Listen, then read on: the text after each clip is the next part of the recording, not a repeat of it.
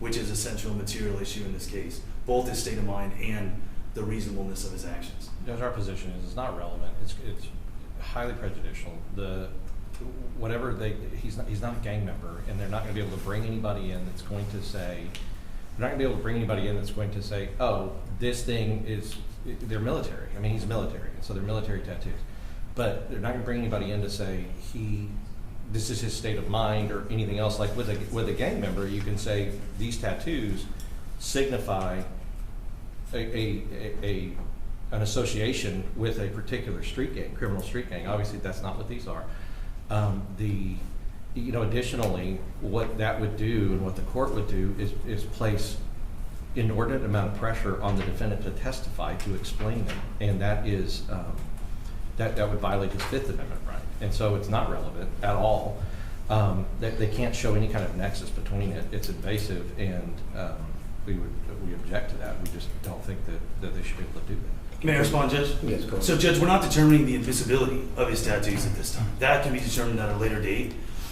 During the presentation of our evidence, we do anticipate there being the potential for us to be able to get into evidence that the defendant not necessarily pre-planned his actions, but that he had a mindset going into his policing that he was going to be more readily using force against people than not. Okay, and the tattoos specifically are, one of his tattoos states "the weak die first." The other one is the dead man's hand, and then there is another tattoo that has Lady Justice covering her eyes. Okay, we have spoken to members of the military that worked with this defendant, and we could potentially get their testimony into this trial should it become relevant and admissible later on, where they would echo some of these sentiments about the defendant, that he had this state of mind, that these tattoos could be relevant in showing that he was more apt to use force than a regular police officer, that he, as far as his leadership abilities were lacking in certain areas, that he was more aggressive than most. And so these tattoos go directly to show that, or potentially could. But at this point, we're not talking about the admissibility of these tattoos. This is just taking a photo of the tattoos. Also, Judge, this defendant, when he applied to the San Antonio Police Department, he listed some tattoos that he had. I'm interested to see if he listed them all, as that could go to his credibility when he applied to the department, and what tattoos he was comfortable sharing and what tattoos he was not comfortable sharing. And that could go to his credibility as well. But again, we're not determining the admissibility. We're just trying to take the photos of them, and then we can talk about admissibility at a later date. So why don't we just figure out if they're going to be admissible, and then if the court says that they are, then we can take the pictures. But well, Judge, we have to see what they are first. I mean, this isn't the proper time for that. Let's just get the photos, and then we can talk about that later. Okay, I'm going to go ahead and deny the state's motion, and then at some point we would have some actual hearing on someone that would come in and testify. That's not speculation as to this man's state of mind, because right now I personally don't see the relevance. Now, I'm not saying it won't become relevant, especially if he testifies, okay? And so we'll cross that bridge when we get to it, but for today, it's denied, okay? And so that's that. And then, like I said, I'm not saying that I won't revisit it. And like the counsel said, it may at some point become very, very relevant. It may not. So, well, can they give us a list of his tattoos? I don't know what tattoos he has. That was the purpose of this. Okay. It's a Fifth Amendment right not to do any of that. Well, right on the Fifth Amendment right, that the Fifth Amendment doesn't apply to statute. So I don't want to go to the Fifth Amendment. Well, I mean to tattoos. What I'm saying is forcing us to talk and say and tell. Not the.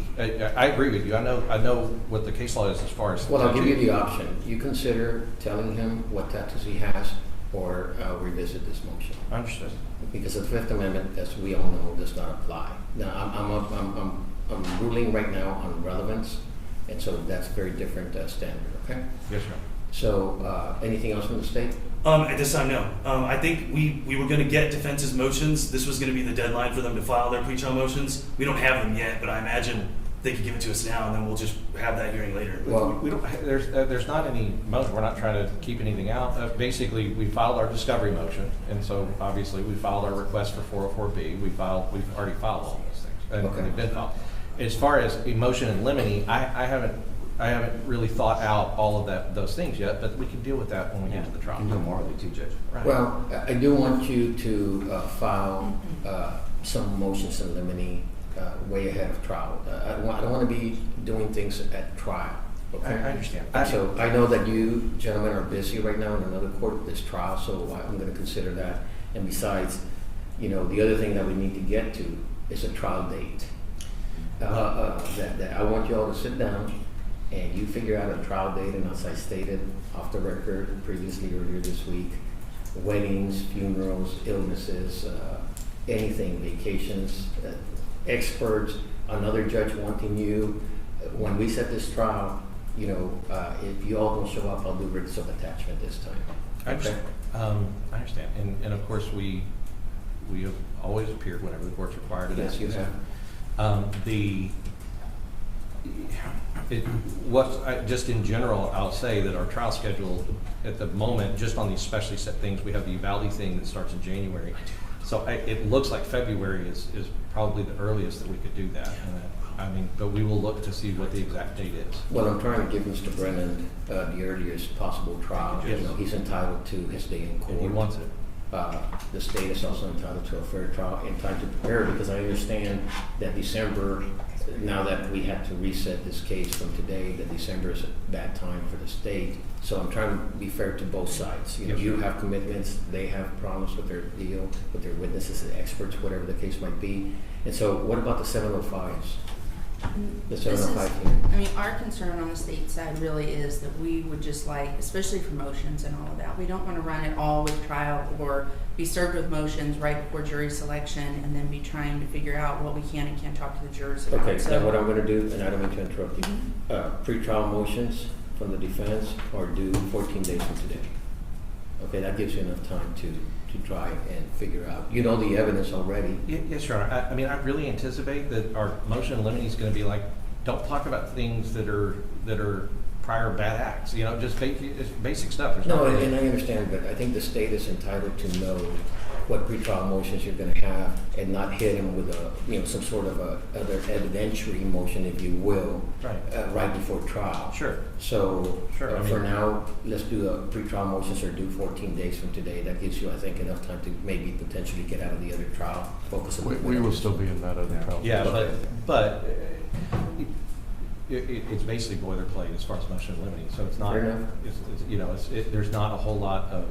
This is one of those cases where we everything's coming in and we try it, except for any kind of prior bad acts or whatever they're talking about with the old Character military and buddies and conformity. character and conformity. Now, So- 404B from the state side, you've given them notice of all the 404B that you're. Yes, planning. Judge. And you have no objections to their 404B notice? Not that it comes in, that's not what I'm Right. talking, but that the notice is sufficient.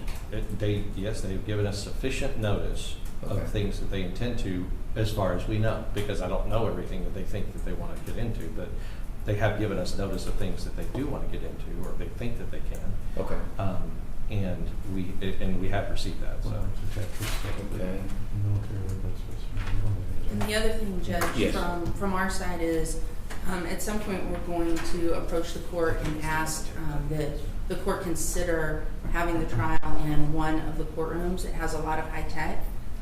The body worn cam is exceptionally important to both sides. I think we're going to have a jury that's rewatching 45 seconds of video over and over and over and slowing it down frame by frame. We also anticipate our expert company is going to be coming forward with a 3D animation. That animation is going to be very important to the timing of the shots and which shots potentially caused injuries and trajectory. Because of that, it's going to be showing angles, it's going to be showing things zoomed in. And my understanding is for this courtroom, this would be the only option we would have for everybody to be able to approach, be around it, for the jurors to be able to see it, witnesses. And so a lot of the other courtrooms have those individual screens for each juror.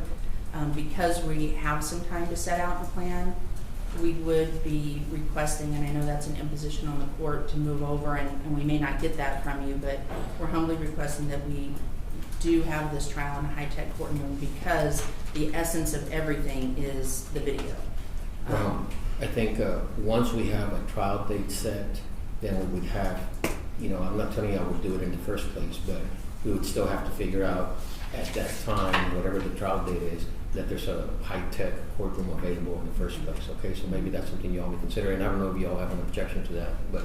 No, we don't have an objection. I haven't seen their 3D animation that they're talking Okay, about yet. So well- we would like to have that before, obviously, and prepare and have an expert be able to rebut or respond to that. Now, do you have that 3D presentation ready? They're finalizing it, so Okay, because I think that's something that would be subject to the motions for pretrial, so that, I mean, they may have some objections to it. So if I'm making them file their motions within 14 days, I think you ought to potentially give it to them. And we don't have any problem with them having some more time for the pretrial motions. I didn't mean to put them under the gun right now while they're in the other trial.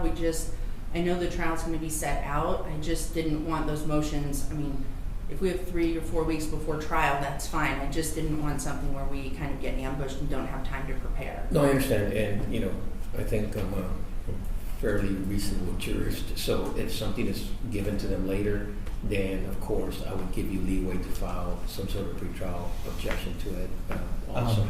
December, does that, I mean, I know that there's some conflict for like a full trial, but that may be a good time to do the 705s. Oh, yeah, so on the 705s, is there the time in December that you all, well, you know, why don't you all get together? Yes. Figure out the 705 hearings for December. You know, I think everything should start shutting down December the 15th, something like that, so do it early December. Okay? And then that's the 705s, early December. And then, anything else from either side? Nothing from the state, Judge. Nothing for the bench. Okay, and so there's nothing else to address today then? No, you're not. Okay, thank you very much, and keep in mind, decide whether you're gonna give them some sort of a notice on Mr. Brennand's tattoos. Yes. Or then we'll revisit that issue. Yes, sir. Good, thank you very much, that closes the record on this case, everybody's excused, thank you, Mr. President.